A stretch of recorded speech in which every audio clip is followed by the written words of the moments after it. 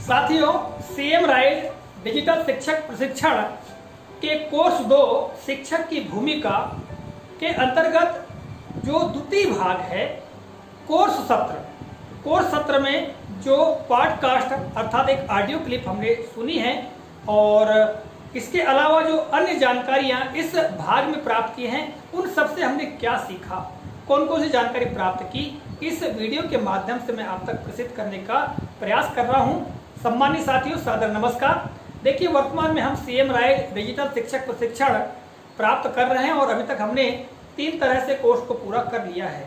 हम द्वितीय कोर्स की बात करें तो द्वितीय कोर्स में शिक्षक की भूमिका के अंतर्गत जो द्वितीय भाग है कोर्स सत्र, इसके बारे में आज के इस वीडियो में हम जानकारी प्राप्त करते हैं। देखिएगा, इस भाग जो कोर्स सत्र है इसके 3 भाग है। पहले भाग में शिक्षक की चुनौतियों के बारे में बताया गया है। द्वितीय भाग की हम बात करें तो हमको दिवा स्वप्न के अंतर्गत एक पॉडकास्ट अर्थात एक ऑडियो क्लिप सुनाई गई है और तृतीय भाग के हम देखें तो शिक्षक के लिए प्रश्नोत्तरी दी गई है।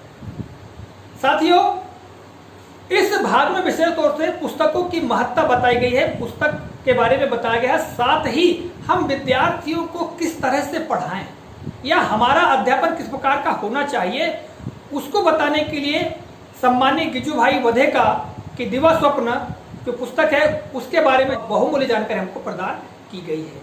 तो चलिए प्रारंभ करते हैं। देखिएगा, यहाँ सबसे पहले हम बात करें शिक्षक की चुनौतियां। तो साथियों, शिक्षक की चुनौतियां बहुत सारी होती हैं और पिछले कालखंड में मैंने आप लोगों को जो शिक्षक की भूमिका के अंतर्गत जो प्री वर्क था, प्री वर्क के संदर्भ में जो वीडियो क्लिप हमको दिखाई गई थी और उससे संबंधित जो भी जानकारी थी उसको मैंने आपको बताया था एक वीडियो के माध्यम से। और साथियों, उस वीडियो में शिक्षक की चुनौतियां कौन कौन सी वीडियो के अंत में बताया गया था। ठीक है, तो पुनः इस जो द्वितीय कोर्स की हम बात करें भाग 2 कोर्स सत्र में, तो यहाँ पर शिक्षक की चुनौती के बारे में वर्णन किया गया है और उस वीडियो में मैंने भी आपको बताया है। यदि आप उस वीडियो को अर्थात शिक्षक की भूमिका के अंतर्गत जो पहला वीडियो है उसको आप पुनः अगर देखना चाहते हैं तो आप आई बटन पर जाइएगा और आई बटन को क्लिक करके उस वीडियो को आप पुनः देख सकते हैं। ठीक है साथियों, तो साथियों चलिए सबसे पहले हम बात करते हैं शिक्षक की चुनौतियों की। शिक्षक की बहुत सारी चुनौतियां होती हैं साथियों, जैसा कि आपको ज्ञात है शिक्षक होना महत्वपूर्ण तो है, किंतु महत्वपूर्ण होने के साथ साथ में चुनौती भरा कार्य है, क्योंकि प्रतिदिन नित्य प्रति शिक्षक के सामने तरह तरह की चुनौतियां आती हैं। उन सारी चुनौतियों का सामना करते हुए शिक्षक को अध्यापन कार्य करना होता है। सम्मानित साथियों, शिक्षक की चुनौती की हम बात करें तो समय प्रबंधन, बहुस्तरीय कक्षाएं, बच्चों की अनुपस्थिति, संसाधनों की कमी, बच्चों की विशेष आवश्यकताएं, प्रशासनिक कार्य इत्यादि बहुत सारी जो चुनौतियां प्रतिदिन शिक्षक को इनका सामना करना पड़ता है। और इन चुनौतियों के बारे में मैंने विस्तार से पिछले कालखंड में बता दिया है। ठीक है, पिछले वीडियो में बता दिया है। आप उस वीडियो को देखना चाहे तो मैंने बता दिया है कि आई बटन में आप जा करके उस वीडियो को देखिएगा। चलिए आगे बढ़ते हैं। तो साथियों, यहाँ पर देखते हैं दिवा स्वप्न पॉडकास्ट। ठीक है, तो दिवा स्वप्न पॉडकास्ट कि हम बात करें तो साथियों पॉडकास्ट का मतलब होता है ऑडियो क्लिप, यानी जो ऑडियो होता है, ठीक है, उसी को पॉडकास्ट कहा जाता है। तो जब हम उसको सुनते हैं तो उसमें क्या सुनते हैं या हमने क्या सुना है, ठीक है, और उससे कौन कौन जानकारी हमने प्राप्त की है उसके संदर्भ में आपसे बातचीत करता हूं। तो साथियों, सबसे पहले जब जिस ऑडियो क्लिप की शुरुआत सफदर हाशमी की किताबों के ऊपर जो कविता है उस कविता से शुरुआत होती है। और वो कविता क्या है? किताबें करती हैं बातें बीते जमानों की, दुनिया की, इंसानों की, आज की, कल की, एक एक पल की, खुशियों की, गमों की, फूलों की, बमों की, जीत की, हार की, प्यार की, मार की। क्या तुम नहीं सुनोगे इन किताबों की बातें? किताबें कुछ कहना चाहती हैं, तुम्हारे पास रहना चाहती हैं। तो साथियों, इस तरह से इस पॉडकास्ट अर्थात ऑडियो क्लिप की शुरुआत सफदर हाशमी की इस किताबों की महत्ता बताती हुई कविता से प्रारंभ होती है, जैसा कि मैंने अभी आपको कविता सुनाया। साथियों, किताबों की महत्ता बताते हुए टीचर ऐप की टीम का हिस्सा रही सरिता शर्मा हमें बताती है कि हम बच्चों में पुस्तकें पढ़ने के प्रति प्यार तभी जगा सकते हैं जब वो हमारे अंदर हो। अर्थात पुस्तक पढ़ने का प्यार यदि हमारे अंदर है, हमारे अंदर पुस्तक पढ़ने की लालसा है, तो निश्चित तौर से हम बच्चों के अंदर पुस्तक पढ़ने के प्रति लालसा जागृत कर सकते हैं। वे आगे बताती हैं कि जब उन्होंने ट्रेनिंग लिया था, शिक्षक ट्रेनिंग, उस समय उन्होंने कुछ शिक्षा से जुड़ी किताबें पढ़ी थी, और वे किताबें उन्होंने इसलिए नहीं पढ़ी थी कि उन्हें परीक्षा देनी थी या किसी एग्जाम में भाग लेना था या उन पुस्तकों को याद करना था, रटना था, इसलिए नहीं, बल्कि उन्होंने ये पुस्तकें इसलिए पढ़ी थी ताकि एक शिक्षक बनने का नजरिया आ सके, एक शिक्षक का दृष्टिकोण उनके अंदर आ सके, उस बच्चों को किस तरह पढ़ाया जाना चाहिए इस बात की समझ उनके अंदर आ सके, इसलिए उन्होंने पढ़ा था। साथियों, हमें इस पॉडकास्ट में दिवा स्वप्न, जो कि गिजुभाई शंकर वधेका के द्वारा यह लिखित पुस्तक है, जो कि बच्चों के अध्यापन से जुड़ी हुई है, बच्चों को किस प्रकार हमें पढ़ाना चाहिए, किस प्रकार से बच्चों की शिक्षा दीक्षा होनी चाहिए, विद्यालय का माहौल किस तरह का होना चाहिए, इस बात पर विशेष तौर से प्रकाश डालती है। और शीतल और हनी, जो कि टीचर एप टीम का हिस्सा है, उनकी हमको यहाँ पर आवाज़ सुनाई देती है और उन्हीं की आवाज़ में हम इस पुस्तक के कुछ महत्व अंशों को समझते हैं, जानते हैं और सुनते हैं। साथियों, पुस्तकों की महत्ता के अंतर्गत हम आगे गिजुभाई शंकर वधेका, जो कि गुजराती भाषा के महान लेखक और शिक्षाविद थे, उनकी स्वप्न दिवा स्वप्न, जिसमें कि गिजुभाई के सपने का स्कूल कैसा हो ये बातें दर्ज है, उसके संदर्भ में हमको इनके द्वारा जानकारी दी जाती है। साथियों, दिवा स्वप्न में हम देखते हैं कि गिजुभाई शंकर वधेका ने एक ऐसे विद्यालय की कल्पना की है जिसमें कि बच्चे स्वच्छंद और मुक्त होकर एक दूसरे पर विश्वास करते हुए वे सीखे, एकदम मुक्त स्वतंत्र वातावरण में वे सीखे, इस तरह का उनका विद्यालय है। और इस बात को इंगित करने के लिए उन्होंने एक काल्पनिक कथा के माध्यम से इसको प्रस्तुत करने का प्रयास किया है। इस कहानी के जो प्रमुख पात्र हैं लक्ष्मी राम जी, जो कि अध्यापन की पुरानी दखियानुसी जो संस्कृति को वे नहीं मानते हैं, वे पाठ्य पुस्तकों को और परंपरागत शिक्षण विधि को नकारते हैं, वे बच्चों के साथ में सरस और प्रयोगशील रहना चाहते हैं, और खासकर उनके जो सिद्धांत है वो मॉन्टेसरी के सिद्धांत से प्रभावित है। तो साथियों, यहां से शुरुआत होती है इस पॉडकास्ट की, और इस ऑडियो क्लिप में हम आगे सुनते हैं कि जब हम इस दिवा स्वप्न पुस्तक को पढ़ते हैं तो इस पुस्तक को पढ़ने के साथ साथ एक शिक्षक के अंदर के कलाकार को यह पुस्तक जागृत कर देती है।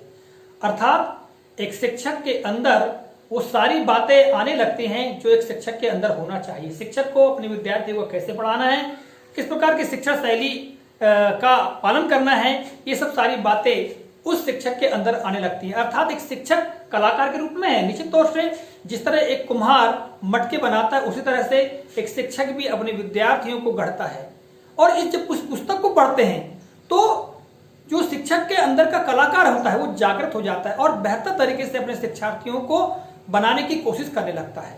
साथ ही यह पुस्तक शिक्षक को एक ऐसा इंसान बना देती है जो कि बदलाव में विश्वास रखता है। इस पुस्तक को पढ़ने से आश्चर्य होता है कि यह बच्चे आजाद और स्वयं पर विश्वास रखते हुए अध्ययन कर सकते हैं, किंतु जब इस पुस्तक में दी गई बातों को कक्षा में हकीकत में उतारा जाता है तो यह देखने को मिलता है कि शंकर भाई वधेका की जो विचार हैं, उनके जो अध्यापन कराने की जो शैली है, तरकीब है, वो मुश्किल जरूर है पर नामुमकिन नहीं। यदि हम प्रयास करें तो इसमें सफल हो सकते हैं। साथियों, इस पॉडकास्ट में हम आगे सुनते हैं कि इस पुस्तक को पढ़ते पढ़ते हमारे मन में एक ऐसे विद्यालय का चित्र बनने लगता है जहां पर बच्चे ऊर्जा उल्लास के साथ साथ जिज्ञासा से भरे हुए बच्चे हमको यहाँ पर नजर आते हैं।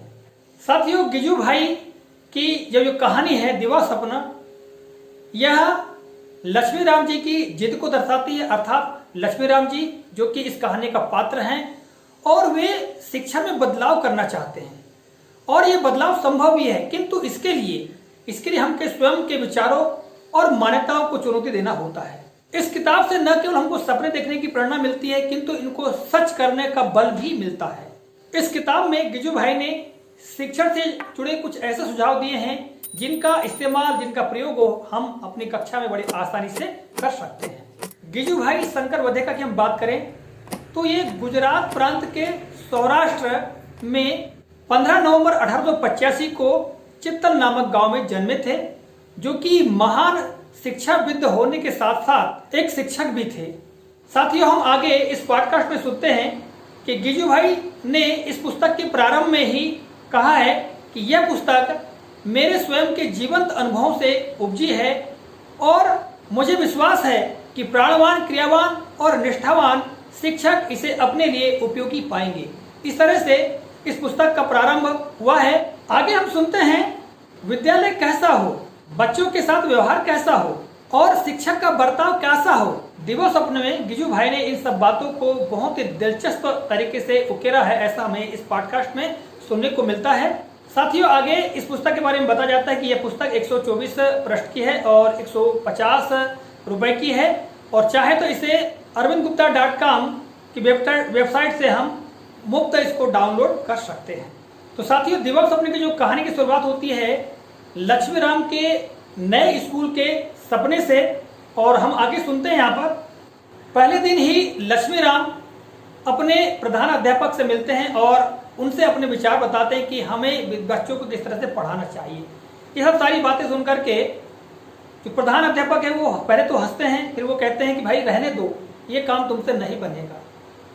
बच्चों को पढ़ाना, वो भी प्राथमिक कक्षा के बच्चों को पढ़ाना तुम्हारे बस की बात नहीं। बच्चों को पढ़ाने के लिए एड़ी चोटी का पसीना बहाना पड़ता है। वो आगे कहते हैं कि तुम ठहरे लेखक, टेबल पर बैठ करके लिखना और कल्पना में पढ़ाना तो सरल है, किंतु हकीकत में वास्तविकता में पढ़ाना बहुत ही कठिन काम है। जब लक्ष्मी राम जी ऐसी प्रतिक्रिया सुनते हैं तो वो और दृढ़ संकल्पित हो जाते हैं और आगे कुछ अच्छा कर दिखाने की कोशिश में लग जाते हैं। फिर आगे क्या होता है, वे कक्षा चौथी के विद्यार्थियों को पढ़ाते हैं और हम सुनते हैं कि कक्षा चौथी के जो विद्यार्थी वो काफी नटखट और उत्पाती हैं। वे उनको पढ़ाना चाहते हैं और वे पहले दिन शांति का खेल खिलाना चाहते हैं बच्चों को, किंतु बच्चे लक्ष्मी राम जी को नाको चने चबवा देते हैं, अर्थात बहुत परेशान करते हैं। फिर आगे क्या होता देखिएगा, किस तरह से वो शांति का पाठ करते हैं उसके बारे में निश्चित तौर से आपने सुना भी है कि शिक्षक कहते हैं कि बच्चों चलिए हम शांति का पाठ खेलते हैं। मैं कहूँगा ओम शांति, आप सब लोग शांत बैठना, पालती लगाकर बैठना, मैं खिड़की दरवाजे बंद कर दूंगा और आप लोग सुनना बाहर का कोलाहल, चिड़ियों की चहचहाट, तुम्हारे स्वयं की सांसें इत्यादि इत्यादि कहते हैं और वे खिड़कियां और दरवाजे बंद कर देते हैं। इसके पश्चात बच्चे ध्यान लगाना शुरू करते हैं। कोई बच्चा उनमें से ऊ ऊ की आवाज करता है, कोई हाउ हाउ चिल्लाता है, कोई बच्चा धम धम की आवाज करता है, कुछ बच्चे पे ताली बजाने लगते हैं। तो इस तरह से सारे बच्चे ताली बजाने लगते हैं। लक्ष्मी राम जी खिसिया जाते हैं और वे सारे दरवाजे खिड़की खोल देते हैं और कुछ देर बाहर जाकर फिर अंदर आ जाते हैं। तो ये घटना होती है। इसके बाद क्या होता है, इतना होने के बाद में लक्ष्मी राम जी को विचार आता है कि किसी तरह का भी प्रयोग बच्चों के साथ में संभव तब तक नहीं होगा जब तक शिक्षक का तालमेल बच्चों से ना बैठे। निश्चित तौर से साथियों, यदि हम कुछ नए प्रयोग हमारे विद्यालय में जब हम बच्चों के साथ करते हैं तो बच्चे तब तक सहमत नहीं होते या करने के लिए तैयार नहीं होते जब तक हम बच्चों को विश्वास में नहीं लेते या हमारा तालमेल बच्चों के साथ में नहीं बैठ जाता। यह हमको देखने को आता है। तो इसके लिए लक्ष्मीनारायण जी क्या करते हैं, कहानी की कुछ किताबें विद्यालय में लेकर के आते हैं और बच्चों के लिए एक लाइब्रेरी तैयार करते हैं और बच्चों के पठन पाठन के लिए जो तैयारी होती है उस तैयारी में बच्चों को भी वे सहभागी बनाते हैं। इस तरह वो बच्चों को अपने विश्वास में लेते हैं। यह हमको सुनने को मिलता है।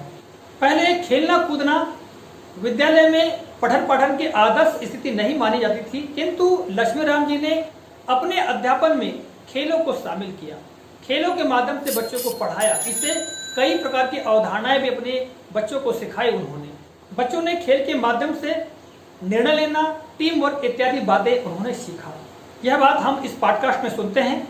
साथियों, देवा सपने के बारे में कहा जाता है कि देवा सपने पुस्तक को यदि हम पढ़ना प्रारंभ करते हैं तो इसमें हमको जो लक्ष्मी राम जी के रोमांचक और रोचक किस्से हमको सुनने को मिलते हैं और इस पुस्तक को पढ़ने छोड़ने की इच्छा नहीं होती है।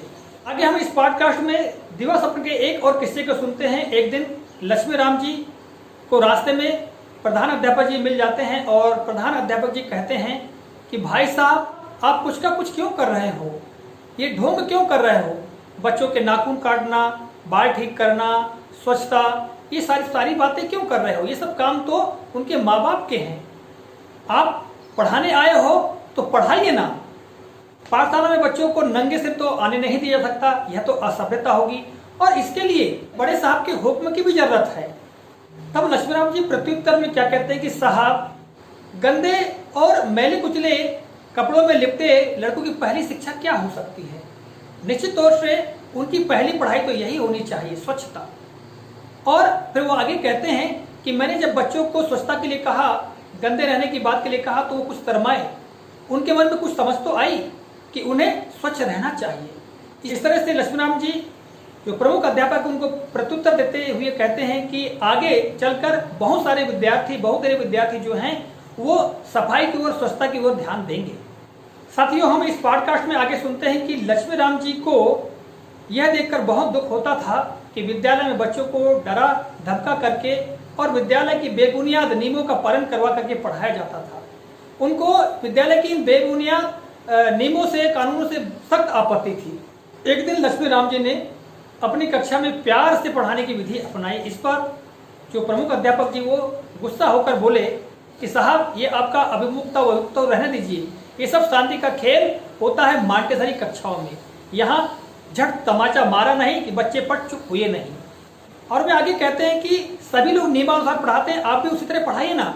12 महीनों में तभी जाकर के बच्चों का परिणाम हमको देखने को मिलेगा। वो कहते हैं कि भाई आज का दिन तो वैसे ही खराब गया और हम अलग से उल्लू बने, बेवकूफ़ बने, वो तो अलग। तब जाकर के लक्ष्मीराम जी को उन पर दया आती है और लक्ष्मीराम जी प्रमुख अध्यापक जी से कहते हैं कि साहब, यहाँ तो सभी लोग तमाचा मारकर ही पढ़ा रहे हैं और मैं उसका परिणाम भी देख रहा हूँ। यहाँ बच्चे बहुत ही असभ्य, बेढंगे और जंगली हो गए हैं। और मैं इन 4 सालों में बच्चों को देखा है कि जो बच्चे हैं उन्होंने केवल हा हा हू हू करना और ताली बजाना ही सीखा है। लक्ष्मीराम जी आगे कहते हैं कि बच्चों को अपनी पाठशाला से लगाव ही नहीं है। छुट्टी का नाम लिया नहीं कि वे उछलते कूदते भाग गए घर।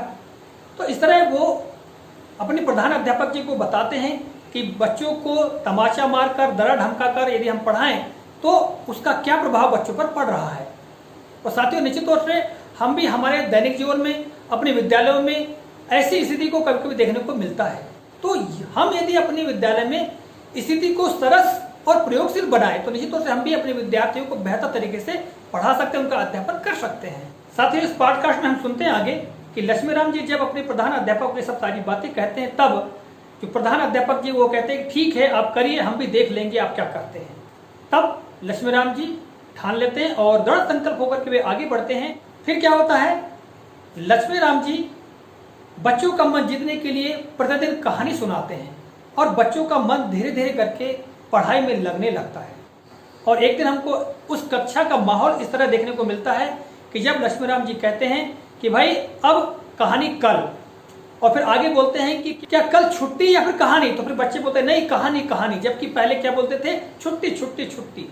तो इस तरह का वहां का माहौल बदल जाता है और कहानी के माध्यम से जो लक्ष्मीराम जी है वो अपने बच्चों के अंदर बहुत सारी प्रतिभाएं, बहुत सारी बातें सिखाने में सफल हो पाते हैं। और इस तरह से लक्ष्मीराम जी अपनी कक्षा में पूर्ण स्नेह, सद्भावना और सौहार्दपूर्ण माहौल में वो पढ़ाना प्रारंभ कर देते हैं। साथियों, यदि हम दिवा सपनों को पढ़े तो हमको लक्ष्मीराम जी के बहुत ही रोचक प्रसंग और भी जानने को मिलेंगे और निश्चित तौर से हमें इस पुस्तक को पढ़ना भी चाहिए। इस पॉडकास्ट में हमको इस दिवा सपना नामक पुस्तक के संदर्भ में बहुत कुछ बताया जाता है और इसमें जानकारी दी जाती है कि यह किताब शिक्षा के सफर में नई कहानी कहती है। यह बच्चों की जिज्ञासा और उनके आसपास के परिवेश को जोड़कर देखती है। बच्चों से रिश्ता बनाने को यह पुस्तक सरल और सहज प्रक्रिया के रूप में देखती है, जिसमें कि बच्चों की भागीदारी सुनिश्चित हो, अर्थात बच्चों की भी हिस्सेदारी हो। साथियों, गिजू भाई का मानना है कि कहानी जो है वो बच्चों की आदि शिक्षा के रूप में होना चाहिए, अर्थात बच्चों की प्रारंभिक शिक्षा के रूप में होना चाहिए। क्योंकि बच्चों की जब प्रारंभिक जो शिक्षा होती है, अर्थात कक्षा 1-2 के बच्चे या नर्सरी के जो बच्चे हैं वो कहानी खूब मन लगाकर सुनते हैं और कहानियों के माध्यम से हम बच्चों को विभिन्न बातों के बारे में जानकारी दे सकते हैं, उनके अंदर प्रेरणा जागृत कर सकते हैं, पढ़ाई के प्रति हम लगाव जागृत कर सकते हैं। तो गिजू भाई यही कहते हैं कि कहानी जो है बच्चों की आदि शिक्षा के रूप में होनी चाहिए। साथियों, इस पॉडकास्ट में हम और आगे सुनते हैं कि इस किताब के अंत में गिजू भाई ने कहा है, क्या कहा है मैं उसको आपको सुनाता हूँ। चैन कैसे पड़े जब बच्चे घरों में मार खाते, विद्यालयों में गालियां खाते, चैन कैसे पड़े जब तक बच्चों के लिए पाठशालाएं, खेल के मैदान, बाग बगीचे न बने तब तक मुझे चैन कैसे पड़े। जब तक बच्चों को प्रेम, मान सम्मान न मिले तब तक मुझे चैन कैसे पड़े। तो साथियों, ये पुस्तक के अंत के कुछ अंश हैं और इसी के साथ में इस पॉडकास्ट अर्थात ऑडियो क्लिप का समापन होता है। और हम इस ऑडियो क्लिप में देखें तो पूर्ण रूप से हम देखते हैं कि यहाँ पर जो दिवा स्वप्न पुस्तक है, जो कि गिजू भाई शंकर वधेका की पुस्तक है और जो कि बच्चों के अध्ययन अध्यापन और एक ऐसा विद्यालय जहाँ पर स्वच्छंद और आजाद होकर के बच्चे मुक्त वातावरण में खेल खेल से शिक्षा ग्रहण करें, इसके संदर्भ में जानकारी देती हुई यह पुस्तक है। इसके बारे में हमें इस पॉडकास्ट में बताया है। आगे साथियों हम बात करेंगे अगले भाग की। तो तीसरा जो भाग है शिक्षक प्रश्नोत्तरी की, तो शिक्षक प्रश्नोत्तरी में जो प्रश्न हमको पूछे गए उसके बारे में मैं आपको बताता हूं। और साथियों मैंने यहाँ ग्रीन बोर्ड में इन प्रश्नों को लेकर रखा है और प्रश्न के रूप में नहीं बल्कि मैं इनको कथनों के रूप में लिखा है। मैं एक एक करके पढ़कर आपको बताता हूँ। साथियों हम यहाँ पर देखते हैं शिक्षक प्रश्नोत्तरी में शिक्षण बच्चों की आवश्यकता अनुसार होना चाहिए। इस बात के लिए क्या आप लोग सहमत हैं, असहमत हैं, पूर्णतः सहमत है? इस प्रकार से वहां पर विकल्प रखे गए हैं। तो निश्चित तौर से हम इस बात से पूर्णतः सहमत हैं कि शिक्षण बच्चों की आवश्यकता के अनुसार ही होना चाहिए। और दूसरे प्रश्न की हम बात करें, देखते हैं कि लक्ष्मीराम जी ने अपने शिक्षण को बदलने तथा अपनी कक्षा में प्रयोग हेतु कहानी का प्रयोग किया था। इस प्रश्न को इस तरह से पूछा गया था कि लक्ष्मीराम जी ने अपने शिक्षण को बदलने तथा अपनी कक्षा में प्रयोग हेतु किसका प्रयोग किया था? तो साथियों निश्चित तौर से लक्ष्मीराम जी ने कहानी का प्रयोग किया था। हमने सुना, ठीक है। और कहानी महत्वपूर्ण कितनी है इसके बारे में आप जान चुके हैं। और आगे देखिए तीसरा प्रश्न, तो बच्चों ने शिक्षक लक्ष्मीराम की बातों पर तब ध्यान दिया जब उन्होंने अपनी कक्षा की रणनीति बदली, यानी बच्चों ने कब ध्यान दिया था, ये प्रश्न है इसमें। तो साथियों लक्ष्मीराम जी ने अपनी अध्यापन की रणनीति जब बदली थी तब बच्चों ने ध्यान दिया था। और आगे हम देखें तो चौथा प्रश्न है, लक्ष्मीराम जी की कहानी पढ़कर एक शिक्षक को शिक्षण में बदलाव जरूरी है, जिसके लिए हमें अपनी विचारधाराओं और मान्यताओं को चुनौती देनी पड़ती है। साथियों जब हम लक्ष्मीराम जी की कहानी को पढ़ते हैं तो कहानी को पढ़कर हमको शिक्षण में बदलाव के लिए हमको अपनी मान्यताओं और विचारधाराओं को चुनौती देना होता है। इस पॉडकास्ट में हमको ये बताया गया है, ठीक है। और यही हमको विकल्प को चयन करना था और हमने चयन किया भी है। और आगे हम देखें तो पांचवा प्रश्न ये था कि शिक्षण संदर्भ में लक्ष्मीराम जी के विचार थे, क्या थे विचार? देखिएगा, शिक्षण में बच्चों के साथ सरस और प्रयोगशील बना रहना जरूरी है। साथियों इस पॉडकास्ट में जो कुछ भी हमने सुना वही प्रश्नोत्तरी में था और निश्चित तौर से हम सभी साथियों ने इन प्रश्नों के सही से जवाब भी दिया है, ठीक है। साथियों इस प्रश्नोत्तरी के पश्चात एक और छोटी सी वीडियो क्लिप हमको दिखाई जाती है और यह वीडियो क्लिप जो है हमारे धार जिले के शासकीय प्राथमिक शाला कागदीपुरा के शिक्षक श्री सुभाष यादव, जिन्होंने बच्चों की शिक्षा के ऊपर अपने विचार रखे हैं और अपने विचार रखते हुए इन्होंने कहा है कि बच्चों के वातावरण को पहचान कर उनसे जुड़ने की कोशिश करना, साथ ही यदि हम बच्चों से जुड़ जाते हैं तभी बच्चे हमारी बातों पर ध्यान देते हैं। यादव जी ने TLM का प्रयोग और गतिविधियों के प्रयोग को महत्ता प्रदान की है और इनके सहारे अध्यापन करने से हम बच्चों को बेहतर तरीके से अपने समीप ला सकते हैं और बेहतर तरीके से हम सिखा सकते हैं। आगे यादव जी कहते हैं कि कोई भी बच्चा कमजोर नहीं होता है, यदि हम उनका बेहतर तरीके से और अपनत्व के साथ में उनका अध्यापन करते हैं तो कमजोर विद्यार्थी भी पूर्णतः उन अवधारणाओं को ग्रहण कर लेते, प्राप्त कर लेते हैं। आवश्यकता यह है कि हम उनसे जुड़कर अध्यापन करें। इस तरह से आगे यादव जी कहते हैं कि हर बच्चा जो है वो शिक्षक की बात मानने लगता है यदि शिक्षक उनसे जुड़कर अध्यापन कार्य करता है। और साथियों एक मैं महत्वपूर्ण बात आपको बताना चाहता हूँ, श्री सुभाष यादव सर से मैं पर्सनली मिल चुका हूँ और सर के अध्यापन का एक वीडियो, किस तरह हमें कक्षा में अध्यापन कराना चाहिए, किस प्रकार से गतिविधियों का आयोजन करना चाहिए, तो इन्होंने स्थानीय मान की अवधारणा को स्पष्ट करने के लिए अर्थात बच्चों को इकाई दहाई सैकड़ा का ज्ञान किस तरह कराया जाना चाहिए, इसको गतिविधियों के साथ में इन्होंने अध्यापन कार्य किया है और उस वीडियो को मैंने अपने चैनल पर अपलोड किया है। आप चाहें तो उस वीडियो को आई बटन पर जाकर देख सकते हैं। तो साथियों इस तरह से इस कालखंड में मैंने CM राय डिजिटल शिक्षक प्रशिक्षण कोर्स 2 शिक्षक की भूमिका के भाग 2, ठीक है, जो कि पॉडकास्ट अर्थात ऑडियो क्लिप हमको जो सुनाई गई उसके बारे में बताने का प्रयास किया है। और निश्चित तौर से साथियों, आप लोगों ने इसको सुना भी है और इस वीडियो के माध्यम से दोबारा सुन करके ये जो आपकी स्मृति में पुनः आ जाएगा कि हमको कौन सी जानकारी प्रदान की गई है। इसी आशा और विश्वास के साथ इस कालखंड से विदा लेता हूँ। साथियों, अगले कालखंड में किसी नए प्रकरण को लेकर आपके समक्ष पुनः उपस्थित होऊंगा। तब तक के नमस्कार, जय हिंद, वंदे मातरम।